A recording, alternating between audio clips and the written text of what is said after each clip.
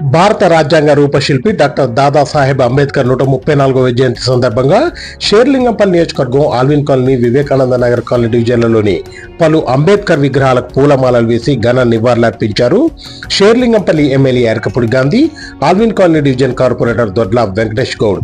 ఈ సందర్భంగా వారు మాట్లాడుతూ అంటరానితనం అమానుషమని, భారతీయులందరూ సమానమని చాటి చెప్పి మరో 100 సంవత్సరాల వరకు కూడా దేశాన్ని నడపగలిగే రాజ్యాంగాన్ని రచించిన మహా మేధావి డాక్టర్ అంబేద్కర్ అడుగుజాడలలో అందరూ నడుస్తూ ఆయన ఆశయ సాధన కొరకు ప్రతి ఒక్కరూ కృషి చేయాలని వారు పిలుపునిచ్చారు.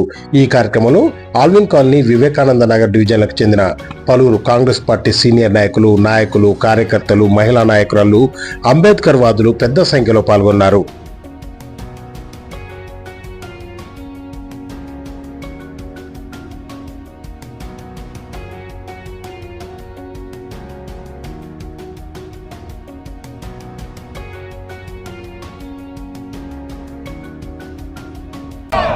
Doctor BR Ambedkar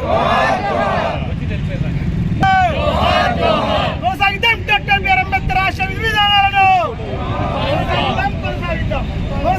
doctor BR Ambedkar ఆశయాలను కొనసాగిద్దాం. డాక్టర్ బిఆర్ అంబేద్కర్ ఆశయాలను డాక్టర్ బిఆర్ అంబేద్కర్.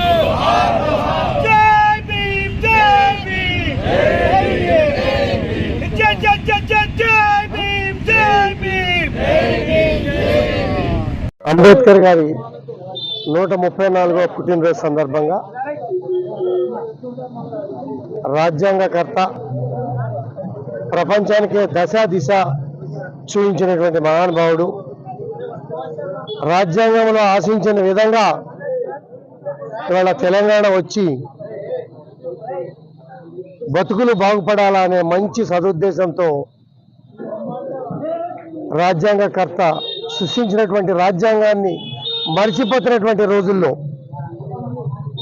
వెలుగులో తీసుకొచ్చి బతుకులు బాగుపడాలి, బతుకుల్లో వెలుగు నింపాలనే సదుద్దేశంతో గొప్ప కార్యక్రమాలు చేసుకుంటూ అవేర్నెస్ తీసుకొచ్చి ఎక్కడికక్కడ రాజ్యాంగాన్ని మడతపెట్టి రేఖలలో పుస్తకాల వరకే పరిమితం అవుతున్నటువంటి పరిస్థితుల్లో వెలుగులోకి తీసుకురావాలా, బడుగు బలహీన వర్గాలని ఆశాజ్యోతులుగా నిలపాలా, కుటుంబాల్లో వెలుగు నింపాలా అనే సదుద్దేశంతో వారి పుట్టినరోజున, జయంతి రోజున వారి జ్ఞాపకాలన్నీ కూడా గుర్తు చేసుకొని వారు చేసినటువంటి గొప్ప పనులు, ప్రపంచానికి సాటినటువంటి రాజ్యాంగాన్ని నెమరు వేసుకుంటూ కార్యక్రమాలు చేసుకుంటా ఉన్నాం. ఆ కార్యక్రమాల్లో భాగంగానే ఈరోజు పుట్టినరోజు కార్యక్రమాలు అందరూ పాల్గొని ఉత్సాహంగా, ఉత్తేజంగా చక్కటి కార్యక్రమం జరుపుకుంటున్నందుకు అందరికీ కూడా అభినందనలు, శుభాకాంక్షలు.